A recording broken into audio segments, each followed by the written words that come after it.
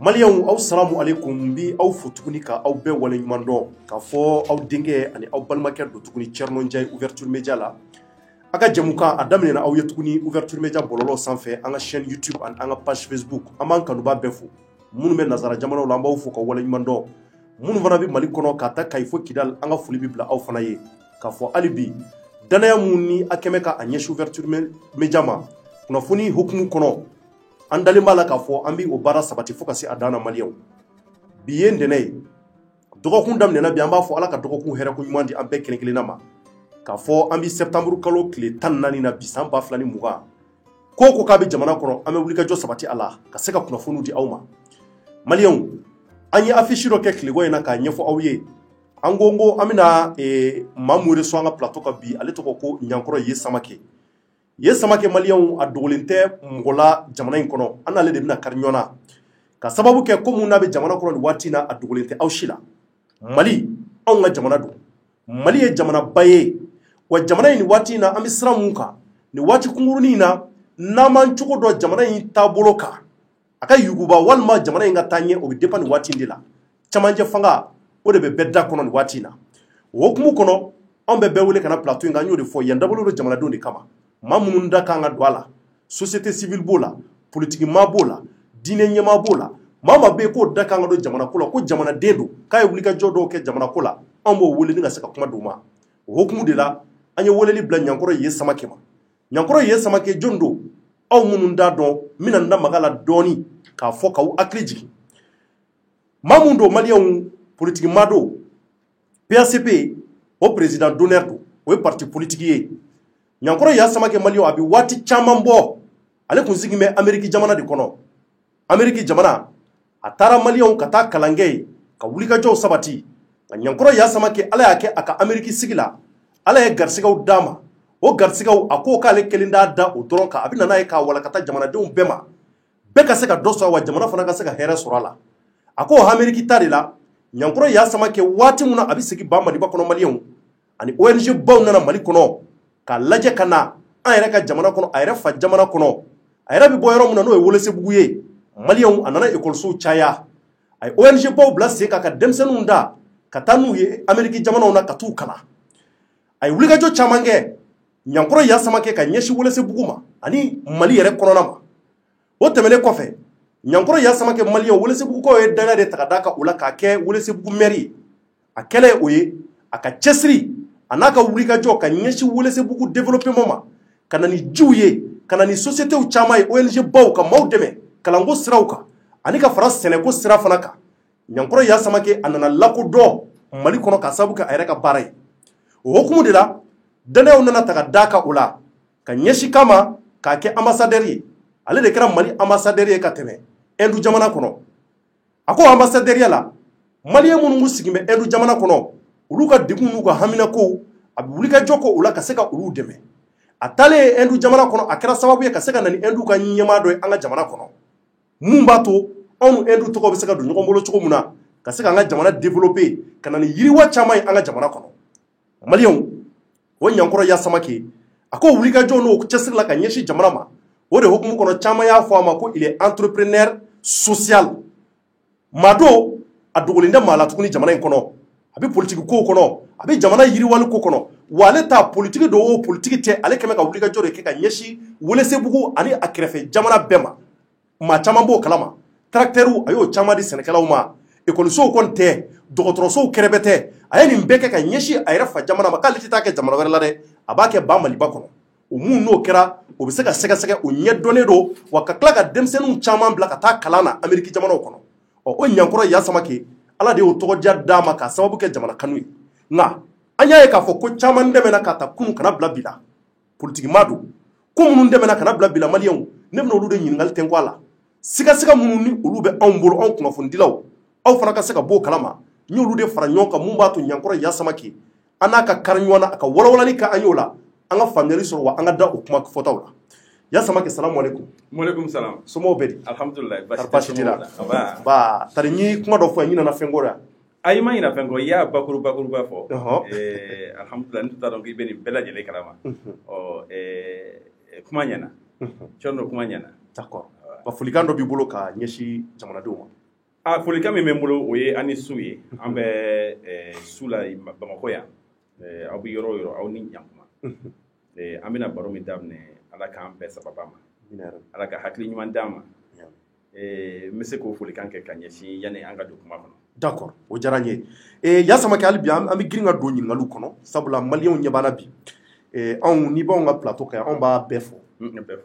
ko minnu kɔni bɛ yen k'u kunpa min maaw la an b'olu fɔ donc o b'a to hali bi maaw bɛ faamuyali sɔrɔ ko caman na maaw b'i ye ko caman ɲɛma i kɛra ambassadeur ye ka tɛmɛ i kɛra maire ye ka tɛmɛ maliko i b'a dɔn i ɲɛsin i ka jamana ko ma n'a kun y'i ja caman ka kuma la i tun bɛ to Amérique jamana kan i b'i ka business kɛ i b'i ka ONG ba minnu bɛ yen i n'olu bɛ baara kɛ nka i sɔnna k'a fɔ k'i fana bɛna i nin don jamana yiriwali ko la sabula i k'i fana ta ye Mali ye o dun ye tiɲɛ de ye nka ɲininkali fɔlɔ min bɛ ne bolo ka tɛnku i la anw y'a ye k'a fɔ i ni Ibrahim Boubacar Keita waati dɔ la a y'i kɛ ambassadeur ye n y'a fɔ Hindu jamana kan nka an nana ye k'a fɔ i balila ka bɔ ambassadeuriya la a waati kumaw duuru la mɔgɔw ko IBK ye i bɔ ambassadeuriya la kuma caman fɔr'i ma k'i kun bɛ yaalaw la Hindu jamana kan k'i kun bɛ fɛn caman Hindu jamana kan ko minnu bɛ yen kɔni anw kɔni y'a kunnafoniw mɛn nka an t'a perepere latigɛ dɔn nka an mago bɛ mun na bi tari i bɔra IBK fɛn mun na parce que an y'a mɛn k'i ye fɛn caman kɛ i nana ni Hindu ɲɛmɔgɔ dɔ yɛrɛ hali an ka jamana kɔnɔ nka o bɛɛ la mun na IBK tilala ka e bɔ ambassadeuriya la nin cogoya in na an bɛ fɛ i ka kumaw perepere latigɛ an ye kosɛbɛ. Cɔnɔ mɔgɔ dalen gosi ka bɔ IBK bɛ yɔrɔ min na bi a dalen don parce que ni fanga binna mɔgɔ bolo kuma ka di bɛɛ lajɛlen da o waati nka n bɛna min fɔ ne ni IBK cɛ la baasi foyi tɛ ne ni IBK cɛ baasi foyi ma tɛmɛ ne ni IBK cɛ ne ma kuma mɛn IBK da mun ye ne degun tiɲɛ don Mali ka taabolo la ne ye san 3 de kɛ ambassadeur la san 3 n tun bɛ Inde Bangladesh Nepal Sri Lanka Brunei Darussalam Indonésie Bhutan Thailand Malaisie ani Singapour ne tun bɛ jamana 10 de kɔnɔ donc olu jamana bɛɛ tun bɛ ka ko kɔnɔ mɔgɔw hakili la ko n bɛ tourisme mun na parce que n bɛ jamana 10 de kunna donc n'i wulila ka yala jamana 10 ni ɲɔgɔn cɛ mɔgɔ min tɛ i ka baara taabolo dɔn o bɛ kɔnɔna fili nka ne tun bɛ Mali de représenter ni jamana 10 kɔnɔ vraiment expérience min don dagabana expérience don parce que Mali juridiction tɛ yen diplomatiquement min ka bon ka tɛmɛ a kan n'i y'a jateminɛ mɔgɔ min bɛ nin juridiction kɔnɔ dɔw bɛ sɔrɔ a mɔgɔ miliyari 2 kan kosɛbɛ Inde yɛrɛ kelen ye mɔgɔ miliyari 1 ani $700 miliyɔn 700 ye donc bonyaba de don ni IBK y'a ta ka da ne kan a y'a ta ka da n kan politiki sira tɛ a y'a ta ka da n kan seko ni dɔnko kama ala y'a kɛ o san 3 kɔnɔ n ye baara min kɛ ka ɲɛsin Mali ma ko mɔgɔ man di i yɛrɛ da nka an bɛ kɛnɛ min kan n'i ɲininkara i ye mun kɛ i bɛ dɔ fɔ a la o ka d'an ye ko tiɲɛ don ne taalen Inde n taara sɔrɔ Mali tun tɔgɔ tɛ ko la yen sabula a tun bɛ ni ka san 2 bɔ ambassadeur tun tɛ Inde jamana kan Mali tɔgɔ la ne sera yen 2015 ambassadeur min bɔra yen o bɔra yen 2012 donc pratiquement san 3 hakɛ Mali tɔgɔ tun tɛ ko la yen ambassade tun bɛ yen mais ambassadeur tun tɛ yen donc ne nana pour que ka Mali tɔgɔ la yɛlɛ ka Mali tɔgɔ ja donc o baara in a tun ka gɛlɛn kosɛbɛ nka IBK ye ne wele a baara la a diyara n ye sabula n tun bɛ ka opportunité dɔ ɲini n bɛ se ka n seko yira jamana ko in na cogo min na parce que n ye dɔ kɛ maire la n ye dɔ kɛ agent de développement ya la i n'a fɔ fondation ni fɛnw na n ye dɔ k'o la maintenant ambassadeuriya in fana ye taabolo kura ye n bɛ fɛ ka seko ni n dɔnko yira maliyɛnw na o kɛnɛ kan nka kalo 13 hakɛ kɔnɔ ne ye fɛn mun kɛ Inde n'a bɛ fɔ a ma ko exploit diplomatique o ye ni mɔgɔ jɛ tɛ fiyewu ka taa Inde vice-président t'a tɛgɛ ma. Vice-président. Le vice-président, la deuxième personnalité de la plus grande démocratie au monde. Ka taa t'a tɛgɛ ma ka na n'a ye Mali la. J'ai été le premier ambassadeur africain qui sigi en tête à tête avec le vice-président de l'Inde. Et kɛra farafin fɔlɔ la. Jusqu'aujourd'hui n bɛ bɔ yen don min na fo ka taa n bɔ yen don min na farafin ambassadeur dɔ n'a ma deli ka sigi tête à tête la. A ti tɛmɛ o kan wa o kɛra maliyɛn ye fana. O kɛra maliyɛn ye o kɛra Ye Samake ye o kɛra tan ne n'a ka ɲɔgɔn ye kɔnɔ ne n'a ye ɲɔgɔn ye le mois de juillet kɔnɔ. Une semaine plus tard o y'a sɔrɔ ne nana Mali la mission dɔ la a ye ne wele k'an to Mali la k'a ka d'a ye ka na Mali la donc ne y'a ka nali labɛn k'an to yan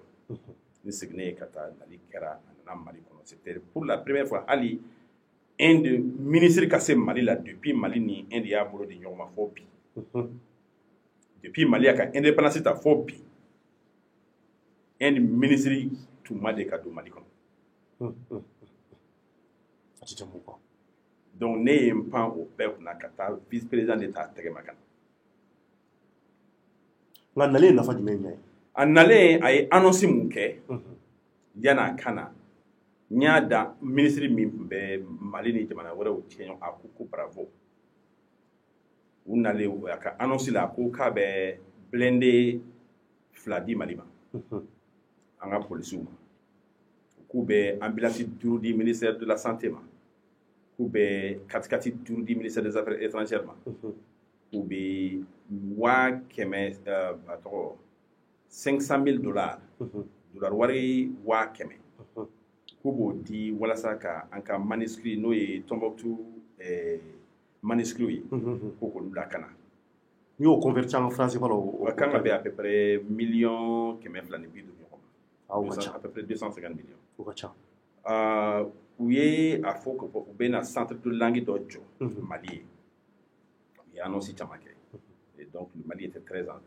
content. U nalen yan fana an ni président de la République ye ɲɔgɔn ye ani assemblée mɔgɔw ye ɲɔgɔn ye. Donc vraiment l'image du Mali en Inde commencera ka yɛlɛ sanfɛ kosɛbɛ. Commencera ka yɛlɛ ka sababu kɛ an ka wulikajɔ ye. N tɛ don a misɛman bɛɛ kɔnɔ mais n ye baara mun kɛ Inde fana ka fara nin bɛɛ lajɛlen kan o ye n'i y'a sɛgɛsɛgɛ Mali ambassade tɛ yen bi min ye a fɔ ko a y'a ka plan d'action labɛn k'a fɔ ko nin ye anw ka plan stratégique ye ne ye ambassadeur ye n bɛna baara min kɛ n ka san 5 kɔnɔ o baara boloda k'o soumet pour l'approbation du ministre parce que n'i bɛ baara kɛ i bɛ baara kɛ plan de kɔnɔ i bɛ baara kɛ i bɛ taabolo sɛbɛlama dɔw de ɲini baara la kosɛbɛ donc pour que i ka baara ka ɲa mais fo i ka dan dɔw fana ci i yɛrɛ ye comme dan ma ci ne taara ko taa dɔrɔn i ka kɛ ambassadeur ye ne taatɔ kunnafoni ma di yan ne taalen n taara ka taa labɛn de sabati n bɛna n ka san 5 kɛ parce que ambassadeur bɛ wele san 5 hakɛ de kɔnɔ a bɛ se ka tɛmɛ o kan comme a bɛ se ka surunya ka tɛmɛ dɔgɔya n'o ye donc o labɛn kɔnɔ an kan ka baara mun kɛ yen o axe 4 n y'o labɛn k'o ci ka na a y'o kɔnɔna fili parce que tɔw t'o ɲɔgɔn kɛ président ka conseil diplomatique ni mankutu tɛ yan mankutu duman tɛ yan mun fɔ ne k'a la o waati la donc a yɛrɛ ko n kana a partager avec les autres mais ne fɛ mystère tɛ il faut partager cɔrɔnɔ bɛ nin fɔ parce que ne ye kalan mun kɛ Amérique o bɛ ne permet ka baara boloda nin cogo la parce que n ye masters en politique publique n y'o de kɛ yiriwali bɛ labɛn cogo min na n y'o kalan de kɛ dugu yiriwa bɛ labɛn cogo min na jamana yiriwa bɛ labɛn cogo min na ne y'o kalan kɛ Amérique jamana kan donc n ye o labɛn kɛ ka ambassade labɛn mais ala nana kɛ jamana ɲɛmɔgɔ ɲini nana boloda ne dun ye parti dɔ ka ɲɛmɔgɔba ye je suis le président d'honneur du PACP Parti pour l'action civique et patriotique ne ye a kalifa tɔndenw na k'a fɔ olu bɛɛ lajɛlen ye u jigi da tɔn in de kan jamana ɲɛmɔgɔ ɲini sera a kana k'u kɔnɔ k'a fɔ ko komi ne bi ambassadoriya la ko n bɛna ɲinɛ aw kɔ k'a kɛ n yɛrɛ kelen kunko ye n ye layiru ta u ye k'a fɔ ni jamana ɲɛmɔgɔ ɲini sera n bɛ segin ka na an ka hakilinaw fara ɲɔgɔn kan ka projet min bɛ Mali kuma bɔ projet min bɛ Mali lakana projet min bɛ dun ka fa sabati Mali kɔnɔ ani k'an ka kalanko la sabati donc ani ka kɛnɛya ko k'o jidi jamana kɔnɔ cogo min na ani ka dun ka fa sabati ani ka jiko ni fɛn bɛɛ ɲɛnabɔ Mali kɔnɔ surtout an ka lakanaw donc u y'u jigi sigi ne kan jamana ɲɛmɔgɔ ɲini sera tiɲɛ don ambassadoriya a lafiya ka bon kosɛbɛ hɛrɛ b'a kɔnɔ mais ne k'u ma aw kana sigasiga fiyewu n bɛ nalen donc an ka BACP tɔnden bɛɛ lajɛlen tun b'o kalama le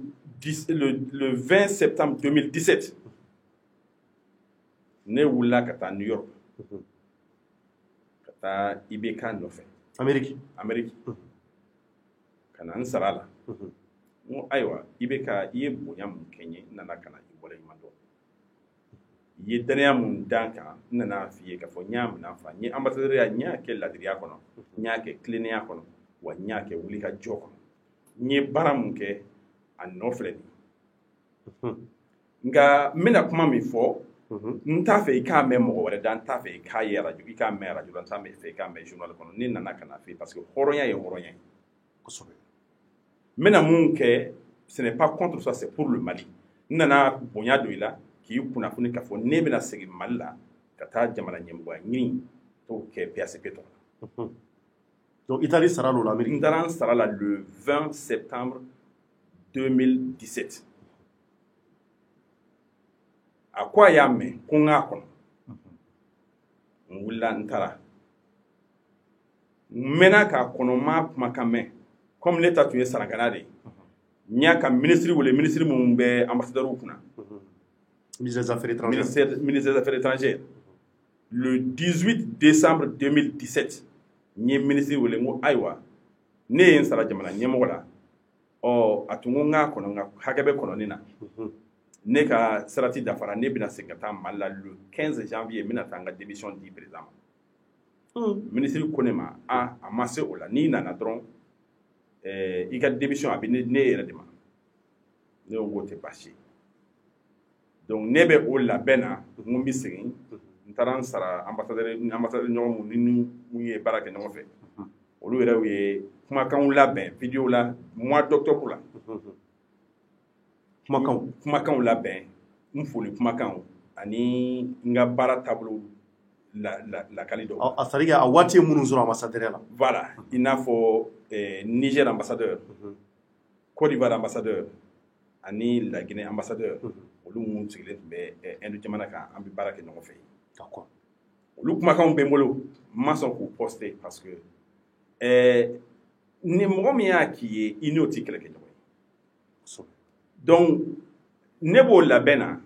janvier kalo tile damadɔ a don kelen tɛ kɔnɔ tugun u y'a bila réseaux sociaux kan ko Yes Samake rappelera pour incompétence an yɛrɛ o de mɛn bon o ye kɛrɛfɛ kumaw ye parce que ne t'a dɔn mɔgɔ min y'o fɔ e yɛrɛ kelen ko ye a balila i la a balila ne na parce que sɛbɛn ma yira ne na mun b'o sɛbɛntiya hali sini ne weleli sɛbɛn min cira ne ma ka ne wele n'o ye incompétence t'o kɔnɔ donc ambassadeur bɛ nommé ambassadeur bɛ rappelé ne fɛ bon comme ne tun natɔ don ni ne nana ka na démissionner a bɛ mɔgɔw kɔnɔ k'a fɔ n bɛna kɛ cogo min na o tun tɛ ne hakilina yɛrɛ mais o ye ne kunbɛn nin cogo in na ne yɛrɛ bolo munna o kɛra bon parce que ne tun natɔ don ka démissionner n ye cɛ ɲininka le conseil diplomatique ko non an tun tɛ se k'a to i ka démissionner parce que a bɛ tɔgɔ tiɲɛ lase régime ma donc o de kama u ye propagande labɛn ka ne kunbɛn n'o ye donc u ye article camanba bɔ ka réseaux sociaux noyé ni tɔgɔgoya ye n'o tɛ ambassadeur camanba bɛ yen ambassadeur ye photo kɛ u ye fɛn bɛɛ kɛ o rappelé la ni ɲɔgɔn ma k'a la o mais munna u ye nin bukanba in wuli parce que u b'a dɔn k'a fɔ ne natɔ don min na hakili la k'a fɔ n bɛna opposition de la ka na kuma dɔ fɔ en démissionnant bon ne nɔfɛmɔgɔw dusu bɔra u dimina u ko ne ma ye kuma ne ko ma hey restons sereins parce que aw b'a dɔn min don ne b'a dɔn don bɛɛ tɛ waati bɛɛ tɛ kuma waati anw de taara fɔ IBK ye k'a fɔ ko an bɛ segin ni o information taara ka segin anw yɛrɛ ma nin cogo la ko dimi bɛ don mɔgɔ la don min na n'i ko k'i b'a bɔ o don ni m'i kɔlɔsi dimi wɛrɛ bɛ don dimi wɛrɛ bɛ don i la o ye tiɲɛ ye journaliste ye n contacté Mali kɔnɔ ani Mali kɔ kan u ye n contacté ko n ka kuma n ko ko ne ka kuma don ma se mais n bɛ se ka min kalifa u la u ye ambassadeur bɛ nommé ambassadeur bɛ rappelé donc ne taara n nana ka na n ka labɛn tɔw sabati jamana ɲɛmɔgɔ ɲini kama ne ka démission papier mun tun bɛ n bolo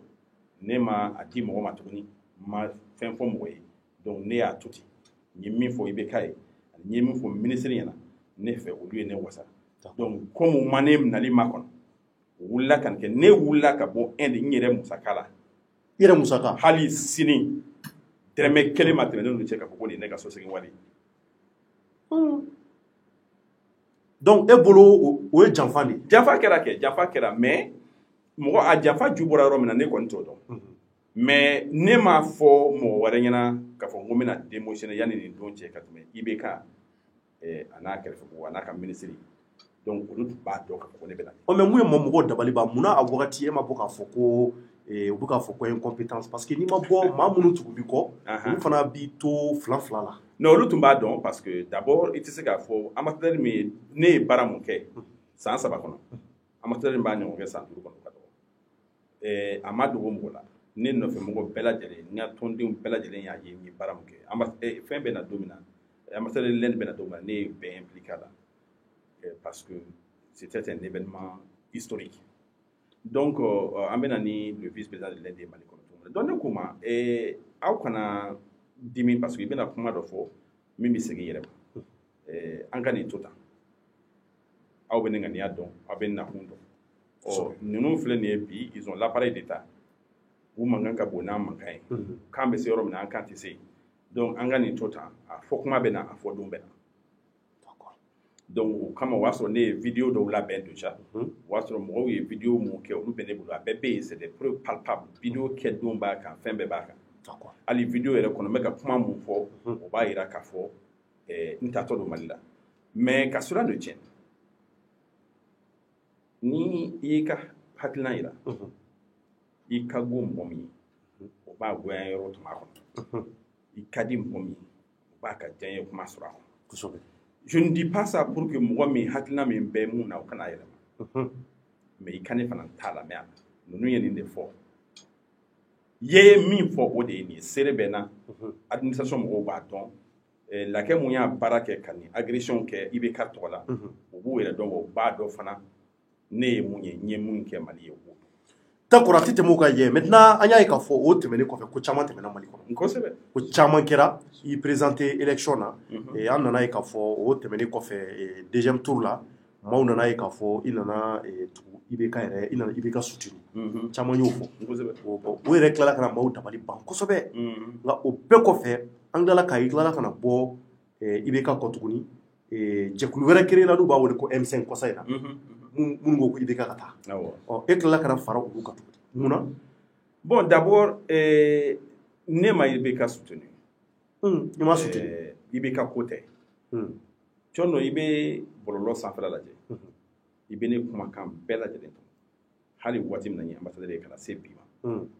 i tɛ se k'a lakali mɔgɔ si ye k'i ye kumakan dɔ mɛn yɛda min kɔrɔ ye ko IBK bɛ se ka Mali baara o tɛ yen je suis cohérent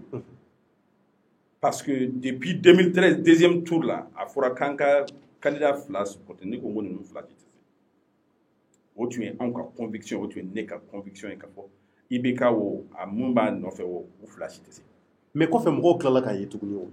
IBK ye ne ta kan kɛ ka ambassadeur ye o kɔnɔna na k'a sɔrɔ n y'a fɔ a tɛ se n seko ye mun ye n y'o kɛ faso ko la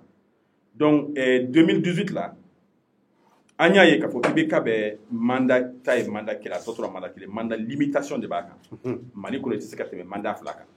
bon ani min bɛ ɲɔgɔn na n'o passera il a le potentiel ka mandat fila kɛ a y'a kɛ a m'a kɛ o a potentiel bɛ yen sariya tɛ a bali fiyewu ka mandat fila kɛ donc anw ka laɲini ye mun ye o ye an ka an ka cɛkɔrɔba minnu bɛ ɲɛmɔgɔyaw la an ka jamana kɔnɔ wa an ka ɲɛmɔgɔ kunda lafali k'a lakuraya k'a la denmisɛnniya o ye PACP yɛrɛ taabolo ye le renouveau de la classe politique donc ce renouvellement de la classe politique anw fɛ ninnu fila jumɛn ka jamana ɲɛmɔgɔya bɛ anw lasurunya o renouvellement na anw ka jate nana ye k'a fɔ comme wajibi don IBK dan ye san 5 ye o wajibi tɛ a ka opposition kan donc an k'ale dɛmɛ a ka kɛ président ye a ka san 5 in kɛ a ka bɔ an kun donc ale n'a ka classe mɔgɔw le mouvement démocratique de 91 olu ka manière de gestion olu ka style de leadership a tɛ bɛn 21e siècle la u tɛ se bi u tɛ se sini ma de ka maloya o fɔli la ma de ka sigasika a kuma fɔli la. mais munna pour ka centre an ma to centre la parce que an y'a ye fɔlɔ la e yɛrɛ de nana mais centre non an yɛrɛ nana anw fɔlɔ de ye centre ko kuma fɔ Mali kɔnɔ fa ye mɔgɔw dabali ban mais 2018 la an y'a ye k'a fɔ nin fila jumɛn de bɛ anw ka kuntilenna soutenu on peut rester au centre mais an bɛ dɛmɛ kɛ walasa an bɛ hakilina min nɔfɛ an ka objectif ye mun ye n'o ye renouveau ye an taara o nɔfɛ maintenant n bɛ min fɔ ka kalifa i la ne ni IBK depuis ne deuxième tour kɛra fɔ bi ne ni IBK ma deli ka sigi ka kuma an ma deli ka sigi ka kuma a ko ne n'a ka sigi ka kuma condition ye ne ka yafa deli n ye kuma mun fɔ campagne kɔnɔ o ye kuma jumɛn ye bon ne ka campagne kɛ kan aw yɛrɛ n nana OM na yan avant l'approche ne ye susuli tɛ ne ma mun da n y'a fɔ a dɛsɛra n y'a fɔ a tɛ se donc f'e k'o yafa deli a ye kuma caman fɔ a ma donc ko n ka taa yafa deli n ko non ne tɛ n bɛ yafa deli pourquoi moi je ne suis pas demandeur de quelque chose ne tɛ foyi deli a fɛ ale de mago bɛ ne na ne bɛ k'a soutenir j'ai pas besoin d'aller a kɛrɛfɛ mɔgɔ direct de taara se ne ma k'a fɔ ko n ka wuli ka yafa deli a fɛ non ne kɔni t'o kɛlɛ ne kɛ abada ne ka dignité tɛ n permet ka taa yafa deli n ye kuma min fɔ campagne kɔnɔ donc ne ma sɔn o ma mɛ fo ka taa a bin don min na ne n'a ɲɛ ma da ɲɔgɔn kan a ka directeur de campagne sera a ma taara ka taa kuma dumani caman fɔ k'a fɔ bon an y'a jateminɛ aw ka programme bɛ cogo min na a ye na an ka fara ɲɔgɔn kan walasa an ka se ka programme ninnu bɛɛ fara ɲɔgɔn kan k'o exécuter bon kuma dumani don mais anw ma don a la o kama anw donna la parce que a bɛ anw ka objectif a n'u bɛ taa sira kelen fɛ o ye le renouvellement de la classe politique bɛɛ tɛ se k'o fɔ o tɛ bɛɛ kuntilenna ye o ye anw ka parti taabolo ye mɔgɔ min to o kuntilenna kɔnɔ i tɛ se k'o faamu donc dɔw bɛ se k'u firifiri u bɛ se ka kan caman fɔ o yɔrɔ tigi kun an tɛ yafa deli o la n'i donna PACP la i hakilina bɛ jateminɛ PACP la n'i tɛ PACP kɔnɔ e kumakan tɛ foyi y'an bolo n'an b'an ka décision ta au niveau du parti donc parti on assume on ye décision ta ni hakilina min ye o de ye nin ye an ti excuse présidente la fiyewu parce que c'était dans les en droite ligne avec la conviction du parti. Muna M5 a sera ka na don M5 bon M5 ka tila ka IBK lagosi tuguni ko a ka bɔ président la bon moi an tile kelen m'a fɔ n y'o de fɔ i ma de k'a mɛn ne da ko IBK bɛ se ne ka kuma bɛɛ ye a tɛ se donc ni mɔgɔw wulila k'a fɔ ko IBK ka taa ne kelen tɛ se k'a lataa ne ye jamakulu ye mun b'a fɛ k'a lataa an b'an fanga fara o kan kɛ parce que cɛ de sera jamana jɔlen don donc anw nana ne tɛ comité stratégique la ne bɛ NSM na an ta ye an donna la anw donna la sababu jumɛn kan an donna la kɛrɛnkɛrɛnnenya Mamu Diko de kan ɲɛmɔgɔ caman b'a la yen n'a danna olu ma an n'olu tɛ fara ɲɔgɔn kan ka ko kɛ mais Mamu Diko on a vu que sa lutte était vraiment par conviction a bɛ ka baara mun kɛ a bɛ k'a kɛ ani Ala cɛ ani jamana jɔ kama donc anw y'o ye an y'a ye fana vraiment c'est une occasion n'an bɛɛ farala ɲɔgɔn kan an bɛ se ka IBK bɛ se ka lataa donc o kama an y'an fanga fara kan PACP nana k'i fanga fara M5 kan an y'an ka combat kɛ sans rien demander an y'a fɔ k'an don comité stratégique la u ma sɔn k'an don comité stratégique la u ye kuma caman fɔ munna bon olu de b'o ɲɛdɔn ye mais an kɔni ma de ka don a comité stratégique la an hakilina ma de ka ɲininka u ko anw ye parti politique mun farala u kan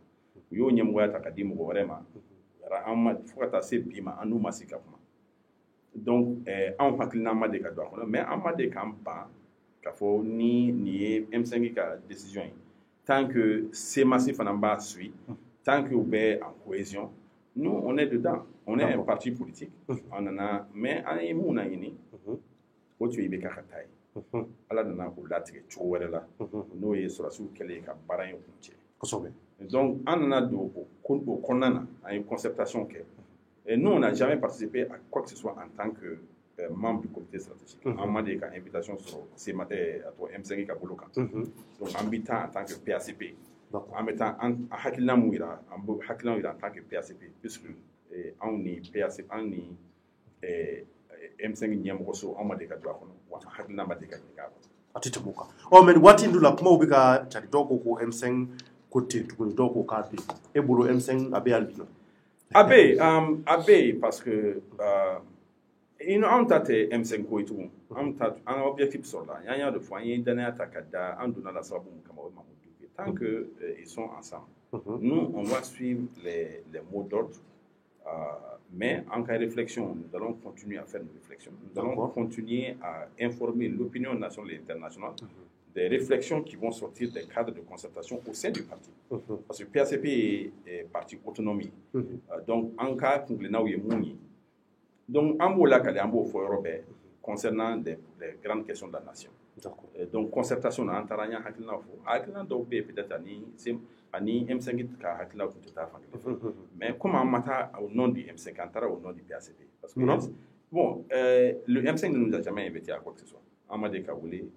ma carte d'invitation dira on m'a fait sur la mawela antara kata mais est-ce que réellement va ira ka foko be M5 na ambala parce que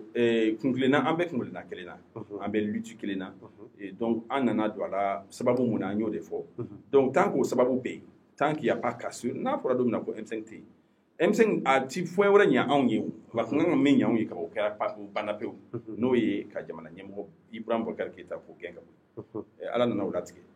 donc anw ti fɛn wɛrɛ ɲini M5 ko la anw kuntilina ye mun ye o sɔrɔla ka ban maintenant on se prépare pour les élections à venir maintenant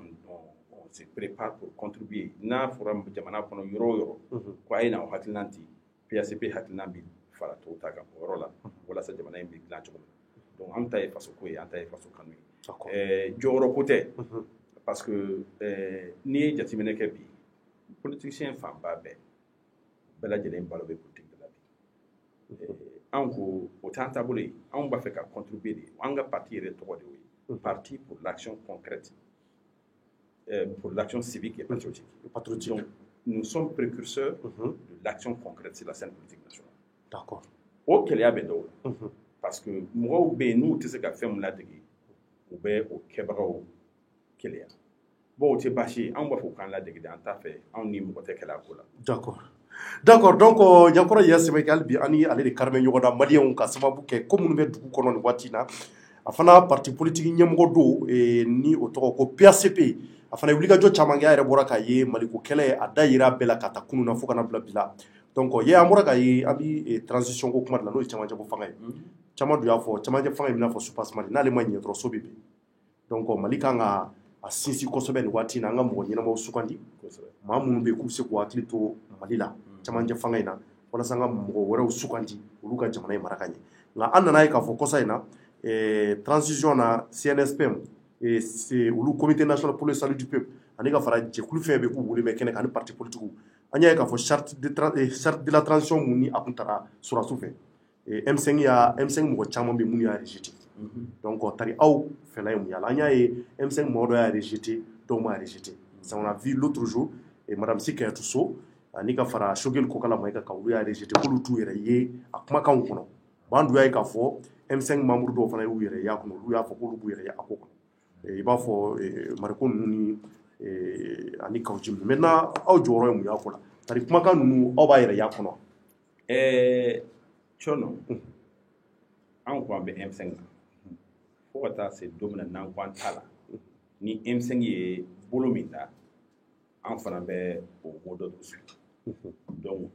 n'u tun b'an ka bɔ salle kɔnɔ a bɛ bɔ salle kɔnɔ même n'a sɔrɔ anw ma taa salle kɔnɔ o nom du M5 n y'o de fɔ anw bɛ taa don min na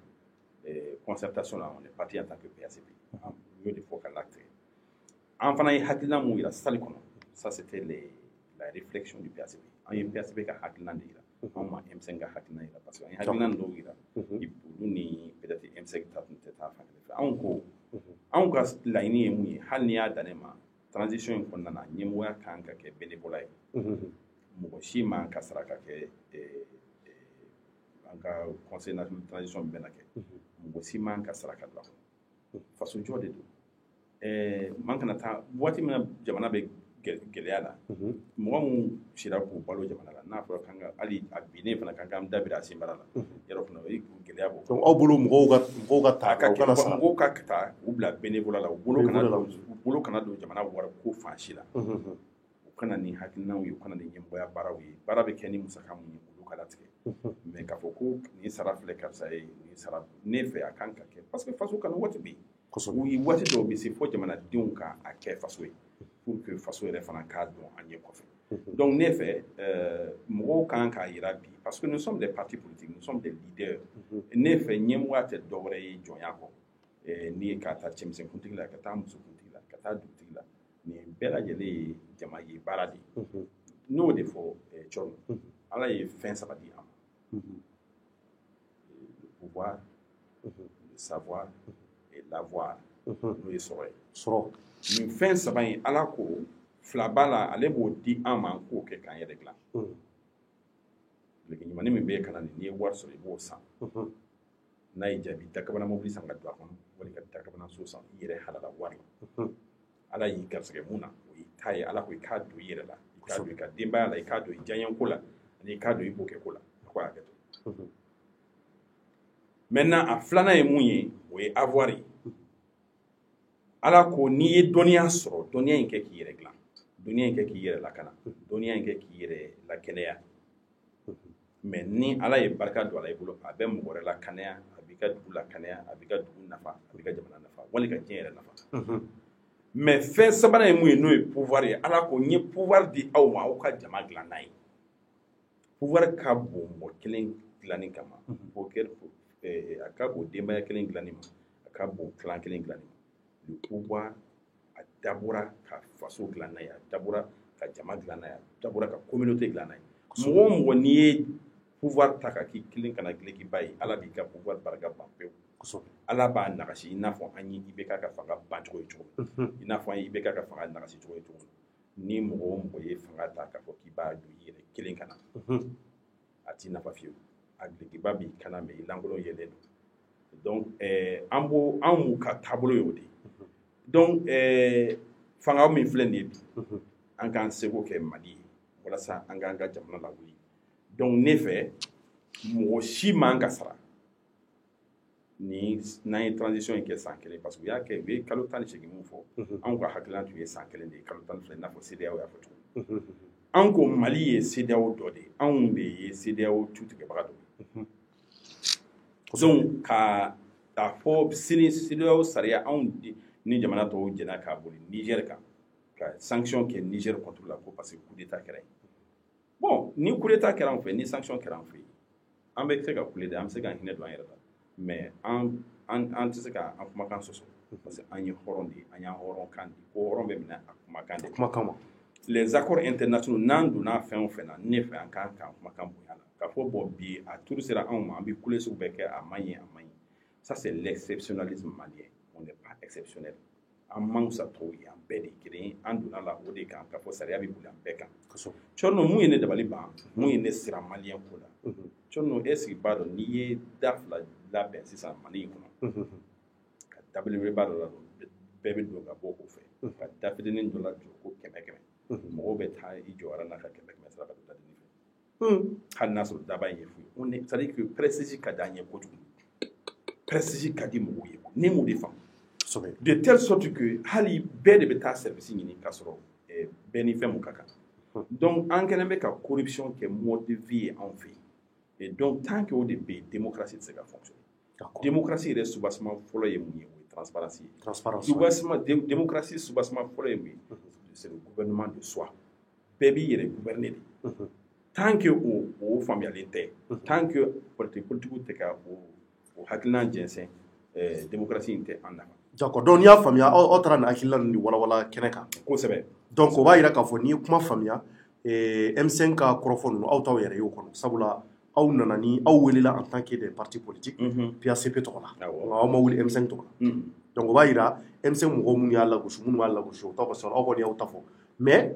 transition na kumakan minnu bɔra sɔrɔdasiw da kɔnɔ a b'a yɛrɛ y'a ko kɔnɔ. Bon anw ka hakilina ye mun ye an bɛ se k'an wasa don a la. An bɛ se ka wasa don a la. An bɛ se k'an wasa don a la. O b'a yira a ka mais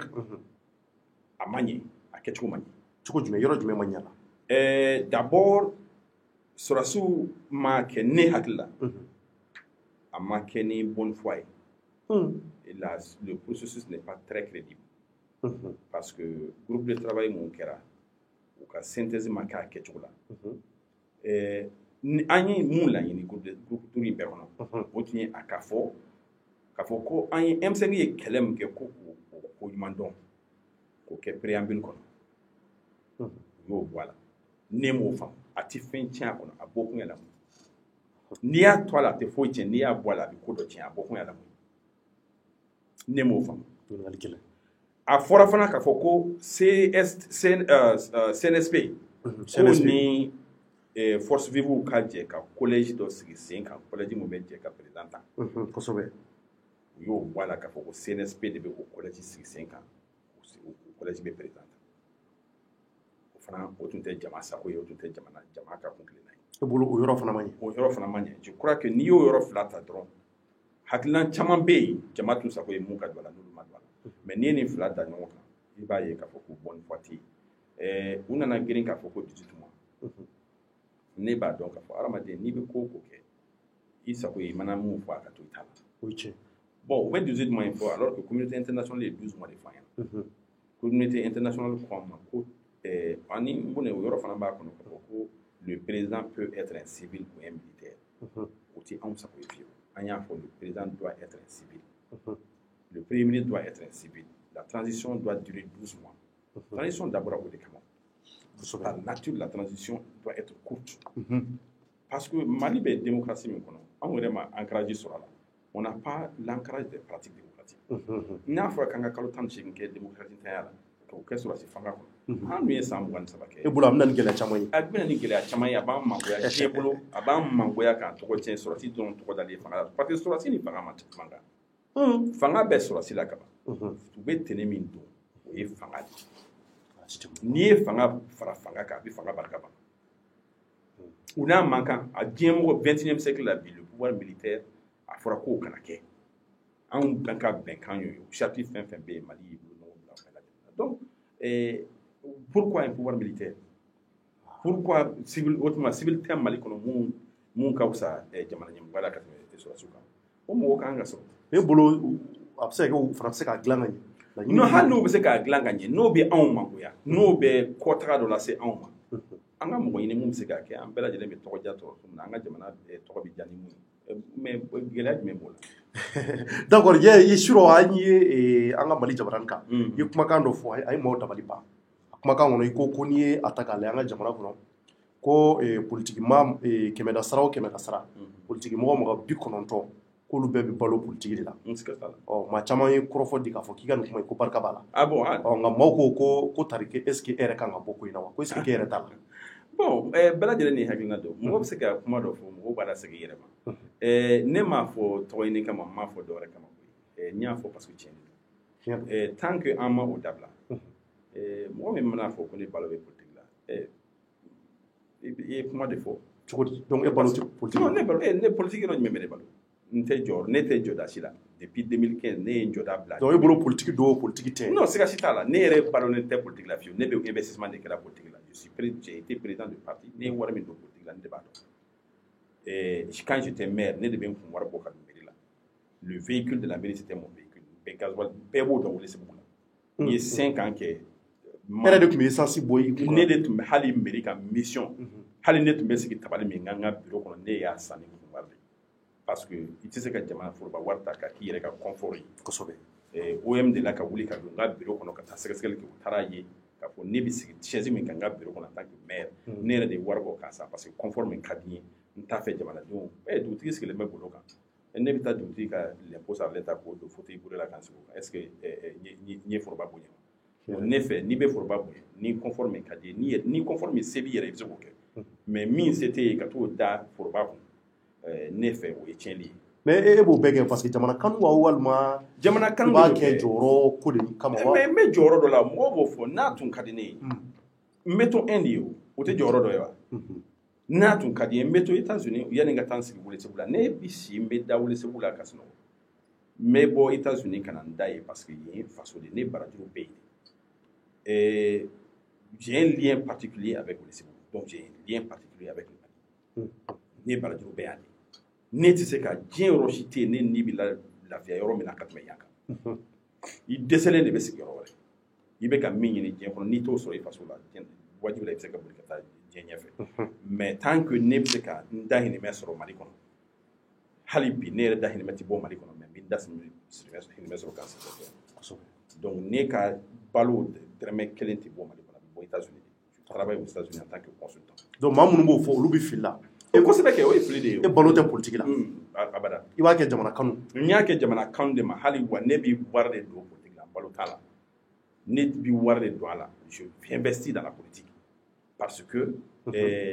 Mali y'a kanw ye n tɛ waso abada parce que ne ye fɛn fɛn bɛ ne bolo Mali de y'a di ne ma je le dois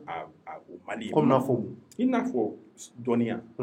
ne kalanna Mali de la o i n'a fɔ kɛnɛya ne bɔsira Mali de kɔnɔ i n'a fɔ lakana n ye lakana min sɔrɔ n ka denmisɛnninya kɔnɔ Mali ye min kɛ ne ye ne t'a sara sɔrɔ donc e bolo e jagoya mɛ k'o kɛ yan wajibi de don mɔgɔ o mɔgɔ ni mais maa minnu t'o kɛ bon bɛɛ ti waleɲuman dɔn ka se a hakɛ la bɛɛ b'i seko la peut-être dɔw b'u seko la mais ne fana seko ye mun ye n t'a fɛ ka jogo dugu ma parce que Mali y'a kɛ ne ye kaban ne bɛ fɛn fɛn kɛ n t'a ɲini mɔgɔ k'a fɔ ko i ni ce n t'a ɲini mɔgɔ k'a dɛmɛ quand je donne 50 bourses aux étudiants maliens pour aller faire de l'université aux États-Unis a dɔw bɛ yen hali sini a dɔw ni ne tɛ ɲɔgɔn dɔn u caman bɛ Mali kɔnɔ dɔw seginna hali n'an ye ɲɔgɔn ye o tɛ n fo n ye denmisɛnnin mɔgɔ 20 ta ka t'u don lycée la États-Unis u mɔgɔ 20 kelen o kelen u ka lycée san kelen miliyɔn 35 miliyɔn 35 kelen o kelen bɛ san 3 de kɛ miliyɔn 35 sigiyɔrɔma 3 u kelen o kelen o sigiyɔrɔma 20 ne ka fondation y'o ta k'o di denmisɛnninw ni n ko fondation ne yɛrɛ ka fɛn ɲininen de don ka na d'u ma u ka taa kɛ a dɔw bɛ yen hali u ka passeport wari t'u kun kuma tɛ ka avion billet ta ka taa États-Unis donc faamadenw b'a la sɛbɛbaatɔdenw b'a la mais ne bɛ nin bɛɛ kɛ je ne cherche rien n tɛ wari ɲini mɔgɔ fɛ a la n tɛ hali i ni ce ɲini mɔgɔ fɛ a la hali n'i ko ne m'a k'i ye Ala b'a dɔn donc ɲuman n'i y'a kɛ a tɛ bin cogo si donc ka fara o kan ka ekɔliso 40 jɔ Mali kɔnɔ hali don min an tilara TDR la n'o ye samedi mun n'an ye terme de référence discussion kɛ o samedi kelen ne ye mobili ta ka taa si Sikaso dugu jɛlen ka taa Kajolo ka tɛmɛ Kajolo ka taa fɔ Karaguan Kajolo mara la ka taa mun na ye ka taa kabakuru fɔlɔ da pour 3 salles de classe une direction et de la traîne et le logement des enseignants ka taa jɔ dugu ye samedi min bɛ na fana n'Ala sɔnna n bɛ taa Kajolo kelen kɔfɛ dugu wɛrɛ dɔ bɛ yen ko Siɛmɛ n bɛ taa ekɔliso jɔ yen olu kɛrɛfɛ n ye ekɔliso jɔ dugu dɔ bɛ yen ko Duvɔn n taara kilasi 3 ani direction ni ɲɛgɛn ka fara karamɔgɔ Siso kan n y'o jɔ dugu dɔ fana b'o kɛrɛfɛ ko Zegun olu ka ekɔliso banna n ma inauguration kɛ fɔlɔ ni yanni mois de décembre cɛ n bɛ taa ka taa inauguration kɛ ka ye mara la tout près Mɔrɔmɔrɔ Filadugu Mɔrɔmɔrɔ n ye kilasi 3 jɔ yen o ma inauguré fɔlɔ kilasi 3 le 21 novembre ni Ala sɔnna n bɛ taa Mɔrɔmɔrɔ ka taa olu ka inauguration kɛ donc anw bɛ ka cɛsiri kɛ ne bɛ ka cɛsiri kɛ o y'an ka politique taabolo ye ka cɛsiri faso ye je ne suis pas obligé de faire ça mais j'ai l'obligation de le faire l'obligation morale parce que Mali y'a kɛ ne ye donc an bɛ nin kɛ an tɛ k'a kɛ dɔwɛrɛ si kama mɔgɔw kana bɔ tan yɛrɛ ne ye ekɔliso jɔ dugu dɔw kɔnɔ u bɛ don ne ka ekɔliso kɔnɔ ka voter parti wɛrɛ ye o parti ka jɔlen foyi t'u ka dugu kɔnɔ donc mais an tɛ ne yɛrɛ tɛ taa dugu dɔw la ne ye n ka campagne présidentielle kɛ k'a ban ne ka ekɔliso bɛ dugu min na ne sera mun na ka dɔgɔ parce que n m'a k'o kama quoi n y'a kɛ pour ma contribution au développement de mon pays dɔw bɛ humanitaire ni développement da ɲɔgɔn ma n bɛ humanitaire fana kɛ an bɛ yɔrɔ min na ko bi kalo o kalo nin y'a kalo 9 ye kalo o kalo ne ka fondation bɛ miliyɔn 8 hakɛ de don balo la k'a distribuer Mopti an ye miliyɔn 8 kalo o kalo nin y'a kalo 9 ye an b'a kɛ wa an sago ye kalo 14 mana dafa an b'o kala ka taa samiya ban donc chaque mois la fondation en partenariat avec Matthew McConaughey n'o ye américain ka acteur ba dɔ ye an bɛ miliyɔn 8 di kalo o kalo k'a di denbaya 100 ma Mopti mara la mun dɛsɛlen bɛ ka taa insécurité ye mun dɛsɛ ka balo sɔrɔ u yɛrɛ ye donc o dɛmɛ an b'o an b'a fɔ o ma humanitaire mais an bɛ baara mun kɛ kalanso ko la dɔw fana b'o confondre humanitaire tɛ c'est le développement an bɛ o ye yiriwali baaraw de ye i n'a fɔ an bɛ tracteur di dugu ma cogo min na walasa ka dun ka fa sabati i n'a fɔ an bɛ dɔgɔtɔrɔw ta ka bɔ Amérique ka na mɔgɔw furakɛ Welesebugu ni mɔgɔw bɛ bɔ Kayi Mopti Sikaso Bamako yan ka t'u furakɛ Welesebugu la o ye humanitaire ye bon an bɛ fourage fana kɛ ka di mɔgɔw ma ka an ye fourage segin dugu caman na i n'a fɔ Jolila i n'a fɔ Welesebugu mara la i n'a fɔ Sanko Jitimu mara la an bɛ fourage segin ka di dugu ma an bɛ nin bɛɛ lajɛlen kɛ parce que seko b'a ɲɛ an b'an ka carnet d'adresse utiliser pour aider les gens an bɛ taa dugu la ka taa u ka gɛlɛyaw ɲini k'a faamu et on va mobiliser les ressources pour venir ka na u dɛmɛ u lafiya u sigiyɔrɔ donc an ka politique taabolo ye nin de Maliens gɛlɛya min bɛ ne ka Mali kɔnɔ o ye waleɲumandɔnbaliya ye oui parce que an bɛ nin baara bɛɛ kɛ an bɛ ka nin baara min kɛ a bɛ ka kɛ mun ye dɔrɔn tɛ hali mun ye b'a kɛ dɔrɔn politique mɔgɔ min bɛ k'a kɛ Mali ye ani politique mɔgɔ min bɛ k'a kɛ Mali la n'olu bɛɛ minɛcogo kɛra kelen ye ne mana fili kelen bɛ kɛ bi i bɛ taa sɔrɔ caman bɛ yen o b'i ɲɛngɛn na mais min ɲuman min kɛ hali u tɛ hɔrɔnya sɔrɔ k'o lakali yarɔ kɔni jamana min taabolo ye ça c'est déjà une forme de corruption e b'i karisa ka juguman dɔrɔn de jateminɛ a ka ɲuman ye t'o fɔ mɔgɔ ye est ce que ala yɛrɛ b'o tigi fɛ wa i kana fɔ karisa ka ɲi o t'a to maa bɛ walawala ka baara ɲuman caya nka i yɛrɛ y'a fɔ cogo min komi i b'a kɛ a tɛ kɛ ala ye a bɛ kɛ jamana ye donc ne t'a kɛ mɔgɔ ye mɔgɔ si ka lagosi t'a to n bɛ n ka ɲɛtaga dabila ni n bɛ n ka baarakɛta dabila Mali ye mɔgɔ si ka lagosi t'o kɛ hali fanga min mana i kɔgɔ dan na ne parce que j'ai travaillé dans des situations très difficiles souvent il y a même les autorités qui s'opposent à ce que je fais mais je le fais quand même parce que a tɛ kɛ olu kama a diyara mɔgɔw ye o an bɛ Mali baara a ma diya mɔgɔw ye o an bɛ Mali baara kosɛbɛ d'accord vraiment nin ka ɲi et puis ni nin ko fasugu cayara e bɛ ka nin mun kɛ ni mɔgɔw cayara maa minnu bɛ nin kɛ a bɛ na ni développement ye a dabɔra o de kama an b'a fɛ mɔgɔ caman parti wɛrɛw k'an ladege ɲɛmɔgɔ wɛrɛw k'an ladege hali ni mun tɛ parti la ni seko dɔ b'i la si tu as des relations à travers le monde mun bɛ se k'i faso dɛmɛ mais il faut aller le faire dɔw ko bon a bɛ ka a fɔ ko parti ka baara de don mais moi je suis un homme politique ni n taara réalisation min kɛ c'est l'homme politique qui l'a fait et donc o gɛlɛya bɛ dɔw la dɔw bɛ yen a ka d'u ye k'a kɛ a compétence t'u la ou bien a carnet d'adresse t'u bolo au lieu de m'encourager walasa tɔw ka se ka don a ɲɔgɔn na ni maliyɛn bɛɛ ko sisan an tɛ baara kɛ an tɛ voter politique mɔgɔ ye min mana école so jɔ an fɛ yen n'an y'o kɛ bi politique mɔgɔ tɛ yen mun bɛ se ka ne da élection na Mali kɔnɔ ni maliyɛnw ko ni politique mɔgɔ min bolonɔ tɛ anw ka dugu la an tɛ voter o ye politique mɔgɔ tɛ Mali kɔnɔ bi mun bɛ se ka ne da mais comme a tɛ kɛra o cogo la donc mais o t'an saliya dɛ an b'a kɛ Mali ye hali n'a ye mun gêné olu kun ko y'an tɛ hakɛ to ɲini ko la on le fait avec confiance ala b'i sara la inchallah ya saba kɛ ala k'o kɛ ami maintenant kuru sira cɛncɛn na an ɲɛ b'a la k'a fɔ maliyɛn bɛɛ b'a la ko Mali kura maliyɛn kura Mali kura Mali o de bɛ jamanaden bɛɛ da la sisan parce que an ka d'an ka jamana ye jamana ka kɛ jamana kura de ye maa kuraw ka na fana pour que an ka se ka fɛn kuraw ye yelen kura ka mɛnɛ jamana in kɔnɔ ten kari o Mali kura ni o maa kura e dalen b'o la wa bon wajibi de don a nana bi a nana sini wa natɔ de don parce que an tɛ se k'an ka diɲɛlatigɛ kɛ ni lanɔgɔ la an tɛ se ka ni lanɔgɔ kelen fana ŋaniya an denw ni an mɔdenw n'olu mɔdenw ye fo jamana in ka yɛlɛma an bɛ yɔrɔ min na bi ressources min bɛ yen ce n'est pas illimité donc n'an ma a tilacogo dɔn n'an ma hali fanga tilacogo dɔn an ye mun kɛ bi ka i bɛ ka gɛn ka bɔ fanga la hali ni sɔrɔsi de kɛra fanga la n'i nana k'i bɛ i sago don Mali la an bɛ wuli ka i ko cɛ kelen ko tigi kana gɛn ka bɔ maliyɛnw y'o faamu donc o ye espoir belebele de ye o la ne b'a fɔ mɔgɔw hakili la ko kulonkɛ kuma de don wali dɔw bɛ n'a gosi n'a ye n'i y'a fɔ ko parce que ko an ye mun kɛ nin ye ko c'est historique ngo diɲɛ mɔgɔw kan ka nin kalan anw fɛ c'est vrai a kɛra yɔrɔ dɔw la ka tɛmɛ mais maliyɛnw bɛɛ lajɛlen ka wuli ko karisa dɛsɛra IBK dɛsɛra IBK dɛsɛra a y'a gɛn ka bɔ yen an y'a ɲini k'a ka bɔ yen a ma sɔn ka bɔ yen donc an wulila k'a gɛn ka bɔ yen finalement sɔrɔsiw taara minɛ ka bɔ yen il y a eu un effort incroyable. C'est-à-dire que le peuple malien a pris ses responsabilités. Le peuple est souverain. Quand on demande peu, nos leaders nous donnent peu. Mais quand on exige plus à nos leaders, ils nous offrent beaucoup. Donc, on est mon fort aujourd'hui. Mais c'est au cas. La transition m'est flânée. ka kɛ bénévolat ye b'a to mɔgɔ i b'a ye sisan mɔgɔ caman bɛ pan ka proté la a nɔfɛ n'a fɔra ko k'a kɛ ko sara t'a la o caman bɛ segin ka taa parce que olu balo de don mais n'a fɔra k'an k'a kɛ faso ye sisan an bɛ kɛbaga ɲumanw sɔrɔ la an bɛ fasoden ɲumanw sɔrɔ la mun b'a kɛ faso ye balo se b'u ye a t'u bali ka balo sɔrɔ k'u yɛrɛ ye donc ni ne bɛ min fɔ malidenw restons mobilisés o de ye ne ka espoir ye an ka wuli k'an jɔ an ka an hakili an janto an yɛrɛ la ni mɔgɔ o mɔgɔ nana k'a fɔ k'i b'i wasa don Mali in na k'i b'i cɛrɛ sago kɛ Maliɲɛnw aw ti bɛn tugun an y'o taabolo de ye sisan M5 ye taabolo min yira nin k'a fɔ ko yɛrɛ sago kɛ ti bɛn jamana in kɔnɔ tugun i kɛra mɔgɔ o mɔgɔ ye ni an y'an ka fanga ta k'o kalifa i la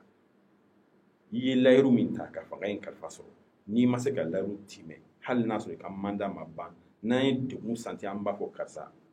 an ka kalifa lasegin a ma anw ka constitution y'o permet parce que constitution ko ko le peuple est souverain foyi tɛ Mali kɔnɔ mun bɛ malidenw sanfɛ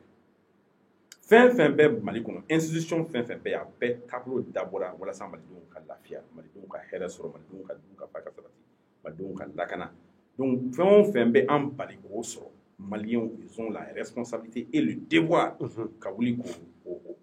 b'an kunna. D'accord a tɛ tɛmɛ o kan folikan laban b'i bolo. Folikan laban bɛ n bolo Maliba in ye fɛn wɛrɛ t'an bolo ne ye maliden de ye kosɛbɛ nationalité kelen de bɛ nationalité parce que kelen a bɛ mɔgɔw hakili la ko n bɛ ka nin koba ninnu kɛ Amérique ni Mali cɛ ko n ye citoyen américain je ne suis pas citoyen américain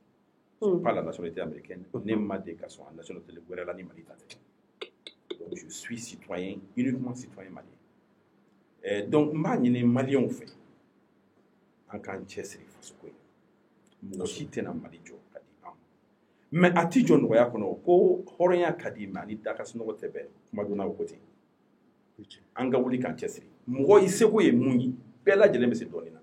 mɔgɔ si tɛ yen k'a fɔ ko e tɛ se foyi la mɔgɔ si fana tɛ yen k'a fɔ ko e b'i bɛɛ lajɛlen kɔ i ka situation mana gɛlɛya cogo o cogo i bɛ taa sɔrɔ dɔ bɛ yen o ka jugu ka jan n'i ta ye donc an ka ɲɔgɔn dɛmɛ an ka faso dɛmɛ an kana an jigi da kɛnɛma mɔgɔw kan an kana an jigi da tubabuw kan an k'an jigi fɔlɔ kɛ an yɛrɛ ye m'o ɲini Maliens bɛɛ se b'an ye o dɔnniya b'an na Ala de y'o d'an ma se min b'anw ka dugukolo nafolo min b'an bolo bi jamana caman bɛ ka anw dɛmɛ ka sɔrɔ se b'an ye ka tɛmɛ o kan ne sago ye n'an ye ɲɛmɔgɔ sɔrɔ n'an ye an wasa don ɲɛmɔgɔ la mun bɛ se k'an wasa Mali fana bɛ don jagabɔ la ka di jamana tɔw ma parce que se b'an ye amina arabi. D'accord merci beaucoup Ɲankɔrɔ Ye Samake an b'i yɛrɛ fo k'i waleɲuman dɔn k'a fɔ inchallah n'an mago jɔr'i la waati wɛrɛw la k'an ye kunnafoni wɛrɛw mɛn minnu ma an jimi sira fɛ an b'a weleli bila i ma. Siga t'a la. Merci hakili la nin jaabi ninnu diyara kosɛbɛ. Yani ka bɔ kuma na a to n ka foli kɛ ka ɲɛsin d'accord la qualité le professionnalisme avec lequel vous faites le travail m'inspire. Merci beaucoup. A ye n wele ka na vraiment ni nisɔndiya sera yan parce que n b'a dɔn k'a fɔ a bɛ baara kɛ cogo min na mɔgɔw jigi bɛ aw kan Mali kɔnɔ ani Mali kɔ kan nafolo ko la kosɛbɛ halisa an b'aw dɛmɛ aw ka cɛsiri la inchallah Ala ka fanga don aw ma Ala ka hakili ɲuman di aw ma amina yarabi aw ni cɛw ni baraji. Merci beaucoup Samake Maliens Ɲankɔrɔ Ye Samake ale de tun b'an bolokɔrɔ bi a bɔra k'a ka kɔrɔfɔw mɛn kuma minnu bɛ yen k'u tun bɛ jamanaden caman da kɔnɔ an ye o de tɛnku a la a sera ka a walawala an ye ka ɲɛ kosɛbɛ a yira k'a fɔ Ɲankɔrɔ Ye Samake a ye ko caman kɛ jamana in kɔnɔ a ka kuma ninnu bɛɛ la ne yɛrɛ Cɔrɔnɔ n ye yɔrɔ mun ta ni ye n tintin o kan kosɛbɛ o ye jumɛn ye a ko a ye école da minnu jɔ Mali kɔnɔ a ye tracteur minnu di sɛnɛkɛlaw ma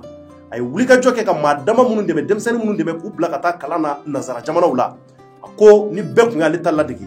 gɛlɛya caman tun bɛ an kan caman tun bɛ bɔ a la o ye kumaba ye o b'a yira k'a fɔ jamana in nin waati in na a mago bɛ a den ɲuman kelen kelenna bɛɛ la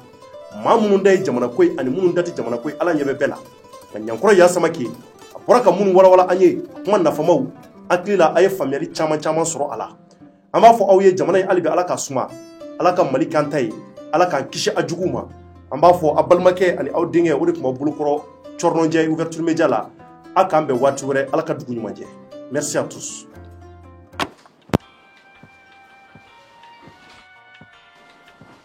Bonjour Thierno. Assou bonjour. Émission R sera. R sera kelen.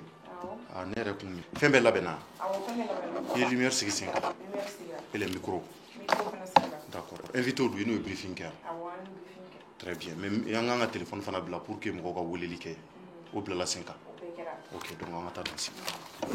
maliyɛnw aw salamu aleykum bɛ foli bila jamanaden kelen-kelenna bɛɛ maliyɛn cɛman ni musoman denmisɛnnin ani mɔgɔkɔrɔba aw denkɛ don cɔrɔnɔjɛ n ka foli bɛ bila aw ye k'a fɔ bi émission cɔrɔnɔ décrypte la kunnafoni minnu n'u bɛ n bolo o ye sujet sɛbɛnni yɛrɛ tɛ ka couper sɛbɛnni yɛrɛ tɛ ka faamuya nin ye mun papier asu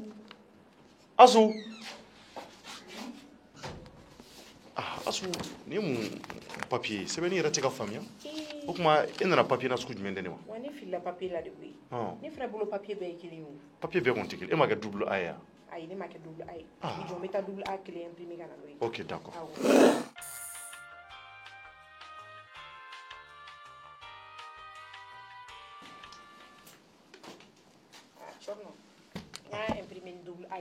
voilà asu nin diyara n ye kosɛbɛ ne de ye papier double A ye n gafe in ka ɲi dɛ asu u bɛ ne wele double A ni nin b'i bolo sɛbɛnni bɛ k'a kan ka ɲɛ ni impression kɛra sɛbɛnni b'i ye wa ni poussière dalen don a la n'a tirila ka bɔ subahana machine ninnu kɔnɔ a b'i ye ni photocopie fana kɛra la a b'i ye fana a papier ka girin wa a papier ka ɲi a bɛ mɛn si la fana n'a b'i ka so kɔnɔ i bɛ hakili to a la nin de ye papier A double A ye papier kata banani kɔni n'i y'ale de i bɛ hakili to a la i y'a mɛn voilà merci ok d'accord donc on commence maliyɛnw aw salamu aleykum n bɛ maliyɛn bɛɛ fo ka bɛɛ wale ɲuman dɔ tuguni ka hakɛtigɛ ɲini kɛ aw fɛ k'a fɔ aw ka émission kun jɔra ka sababu kɛ degun fitinin dɔ ye donc an b'a fɔ aw ye nin waati in na sujet minnu ni u b'an bolo